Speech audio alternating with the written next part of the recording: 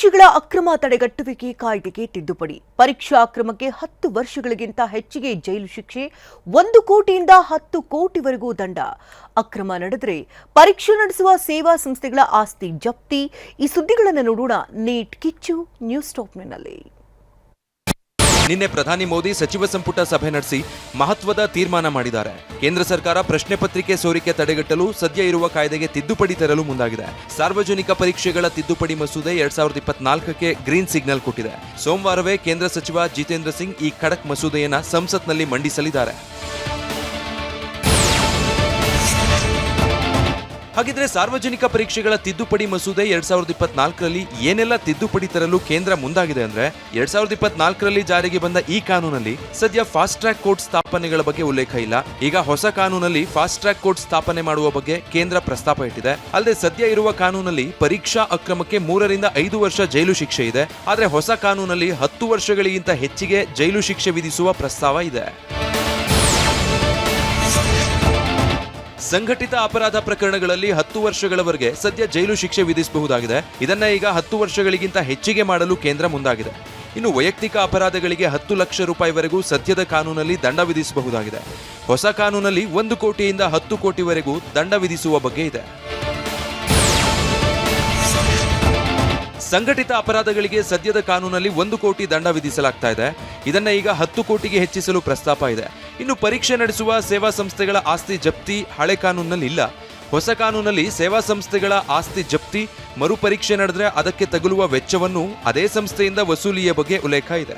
ಅದನ್ನ ಈಗಾಗ ನೋಡ್ರಿ 2024ರಲ್ಲಿ 10 ವರ್ಷ ಕಠಿಣ ಶಿಕ್ಷೆ ಮತ್ತು ಇದರ ಜೊತೆಯಲ್ಲಿ 10 ವರ್ಷದ ಕಠಿಣ ಶಿಕ್ಷೆಯ ಜೊತೆಗೆ 1 ಕೋಟಿ ರೂಪಾಯಿ ದಂಡ, ಫಾಸ್ಟ್ ಟ್ರ್ಯಾಕ್ ಕೋರ್ಟು, ಇದರಿಂದ ನ್ಯಾಯ ಸಿಗ್ತದೆ.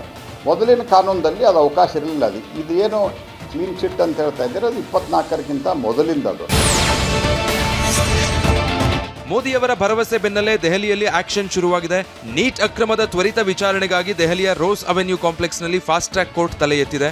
ಹೈಕೋರ್ಟ್ ಆದೇಶದ ಮೇರೆಗೆ ನ್ಯಾಯಮೂರ್ತಿ ಅನುಗ್ರೋವರ್ ಬಾಳಿಗಾ ನೇತೃತ್ವದಲ್ಲಿ ಫಾಸ್ಟ್ ಟ್ರ್ಯಾಕ್ ಕೋರ್ಟ್ ಸಜ್ಜಾಗಿದೆ. ನಿನ್ನೆ ಸಿಜೆಪಿ ವಕ್ತಾರರ ಜೊತೆ ಕೇಂದ್ರ ಸಚಿವ ನಡ್ಡಾ ಮತ್ತು ಜಿತೇಂದ್ರ ಸಿಂಗ್ ಮತ್ತೊಂದು ಸುತ್ತಿನ ಮಾತುಕತೆ ನಡೆಸಿತು. ಈ ವೇಳೆ ಸರ್ಕಾರಕ್ಕೆ ವಿದ್ಯಾರ್ಥಿ ನಾಯಕರು 3 ಪ್ರಮುಖ ಬೇಡಿಕೆಗಳನ್ನಿಟ್ಟಿದ್ದಾರೆ. ಕೇಂದ್ರ ಶಿಕ್ಷಣ ಸಚಿವ ಧರ್ಮೇಂದ್ರ ಪ್ರಧಾನ್ ರಾಜೀನಾಮೆ ನೀಡಲೇಬೇಕು, ಮೃತ ವಿದ್ಯಾರ್ಥಿಗಳ ಕುಟುಂಬಕ್ಕೆ ತಲಾ 1 ಕೋಟಿ ರೂಪಾಯಿ ಪರಿಹಾರ ನೀಡಬೇಕು, ಅಲ್ಲದೆ ಪ್ರತಿಭಟನಾ ನಿರತ ವಿದ್ಯಾರ್ಥಿಗಳ ಮೇಲೆ ಎಫ್ಐಆರ್ ವಾಪಸ್ ಪಡಿಬೇಕು ಎಂದು ಸಿಜೆಪಿ ಆಗ್ರಹಿಸಿದೆ. ಇಂದು ಮಧ್ಯಾಹ್ನದೊಳಗೆ ಧರ್ಮೇಂದ್ರ ಪ್ರಧಾನ್ ರಾಜೀನಾಮೆ ಕೊಡಲೇಬೇಕು, ಇಲ್ದಿದ್ರೆ ಇಡೀ ದೇಶಾದ್ಯಂತ ಹೋರಾಟದ ಕಿಚ್ಚು ಹಬ್ಬಿಸ್ತೀವಿ, ದೇಶದ ಯುವಕರು ನೇರವಾಗಿ ಪ್ರಧಾನಿ ಮೋದಿ ರಾಜೀನಾಮೆಯನ್ನೇ ಕೇಳ್ತಾರೆ ಎಂದು ಸಿಜೆಪಿ ಸಂಸ್ಥಾಪಕ ದೀಪ್ಕೆ ಹಾಗೂ ನಾಯಕರಾದ ಸೌರವ್ ದಾಸ್, ಅಶುತೋಷ್ ಎಚ್ಚರಿಕೆ ರವಾನಿಸಿದ್ದಾರೆ. ಇನ್ನು ಮಧ್ಯಾಹ್ನದ ಬಳಿಕ ತಮ್ಮ ನಿರ್ಧಾರ ತಿಳಿಸೋದಾಗಿ ಜೆಪಿ ನಡ್ಡಾ ತಿಳಿಸಿದ್ದಾರೆ.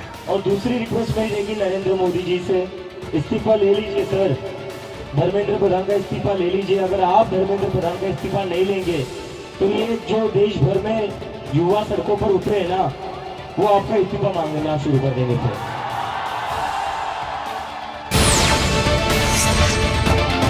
ಫಾಸ್ಟ್ ಟ್ರ್ಯಾಕ್ ಕೋರ್ಟ್ ವಿಧೇಯಕ ತಿದ್ದುಪಡಿ ಆರೋಪಗಳಿಗೆ ಕಠಿಣ ಶಿಕ್ಷೆಯ ಭರವಸೆ ನೀಡಿದ ಮೋದಿ ವಿರುದ್ಧ ವಿಪಕ್ಷಗಳು ಕೆರಳಿ ಕೆಂಡವಾಗಿವೆ. ಮನ್ ಕಿ ಬಾತ್ನಂತೆ ಮಾತಾಡೋದಲ್ಲ, ಶಿಕ್ಷಣ ಸಚಿವರ ರಾಜೀನಾಮೆ ಪಡೆದು ಸಂಸತ್ತಿಗೆ ಬನ್ನಿ ಅಂತ ಸವಾಲ್ ಹಾಕಿವೆ. अगर उनको कुछ बोलना है तो सदन में बोलना चाहिए, तभी हम वो ऑथेंटिक बात उनकी समझेंगे. जब वो आएंगे स्टेटमेंट करने तो उनको रात के 12 बजे करने के बजाय दिन में पार्लियामेंट में आके अगर वो कहे क्या कहना चाहते हैं हम देखेंगे. ಧರ್ಮೇಂದ್ರ ಪ್ರಧಾನ್ ರಾಜೀನಾಮೆಗೆ ನಿನ್ನೆ ವಿಪಕ್ಷಗಳು ಸಂಸತ್ತಿನ ಉಭಯ ಸದನಗಳಲ್ಲಿ ಕೋಲಾಹಲ ಎಬ್ಬಿಸಿದ್ವು. ಆದರೆ ಇದಕ್ಕೆ ಮಣಿಯದ ಕೇಂದ್ರ ಸರ್ಕಾರ ನಾವು ಚರ್ಚೆಗೆ ರೆಡಿ, ಧರ್ಮೇಂದ್ರ ಪ್ರಧಾನ್ ರಾಜೀನಾಮೆ ಪ್ರಶ್ನೆಯೇ ಇಲ್ಲ ಎಂದು ಸಮರ್ಥಿಸಿಕೊಂಡಿವೆ. ಇವರಿಬ್ಬರ ಕಾಳಗದಲ್ಲಿ ಸಂಸತ್ನ 5ನೇ ದಿನದ ಕಲಾಪವೂ ಬಲಿಯಾಗಿದೆ. ಉಭಯ ಕಲಾಪಗಳು ಸೋಮವಾರಕ್ಕೆ ಮುಂದೂಡಿಕೆ ಮಾಡಲಾಗಿದೆ. ರಾಹುಲ್ಗೆ ತಿರುಗೇಟು ನೀಡಿರುವ ಕೇಂದ್ರ ಸಚಿವ ಕಿರಣ್ ರಿಜಿಜು ಸದನದಲ್ಲಿ ಪೂರ್ತಿಯಾಗಿ ಪ್ರಸ್ತಾಪಿಸಿ ಅಂದಿದ್ದಾರೆ. राहुल जी या कोई भी हो कि आपके जो भी बात कहना है वो जब डिबेट होगा पार्लियामेंट में आप पूरा बात कह सकते हैं ना. आप पहले ही डिबेट को रोक के रखेंगे तो कहेंगे कहाँ. हमारे जो चर्चा करने का प्लेटफॉर्म तो पार्लियामेंट है कि नहीं है. तो पार्लियामेंट में नहीं कहेंगे तो कहाँ कहेंगे. ಸಂಸತ್ ಭವನದ ಮಕರದ್ವಾರದಲ್ಲಿ ವಿಪಕ್ಷಗಳು ಧರಣಿ ನಡೆಸಿದ್ವು. ಪ್ರಧಾನಿ ಮೋದಿ ವಿರುದ್ಧ ಘೋಷಣೆಗಳನ್ನು ಕೂಗಿ ಆಕ್ರೋಶ ಹೊರಹಾಕಿದ್ರು. ನನ್ನ ಮೈಕ್ ಕಸಿಯಲಾಯಿತು ಅಂತ ರಾಹುಲ್ ಆರೋಪಿಸಿದ್ರು. ಮತ್ತೊಮ್ಮೆ 3 ಬೇಡಿಕೆಗಳನ್ನು ಮುಂದಿಟ್ಟು ವಿಪಕ್ಷಗಳ ನಡೆ ಕ್ಲಿಯರ್ ಆಗಿದೆ ಅಂದ್ರು. तो हमसे कहा कि हमें चर्चा करनी है. जब मैं उसका जवाब देना चाह रहा था, फिर मुझसे माइक ले लिया. मुझे अपॉर्चुनिटी नहीं दी. मगर मैं क्लियरली कहना चाहता हूँ, जो ऑपोजिशन का स्टांस है, 3 मांगे हैं स्टूडेंट्स की. पहली मांग, corrupt education minister has to go. Second, जिन लोगों ने स्टूडेंट्स पे आक्रमण किया, मारा, उन पर एक्शन, अकाउंटेबिलिटी. और third, that prime minister should apologise to the students.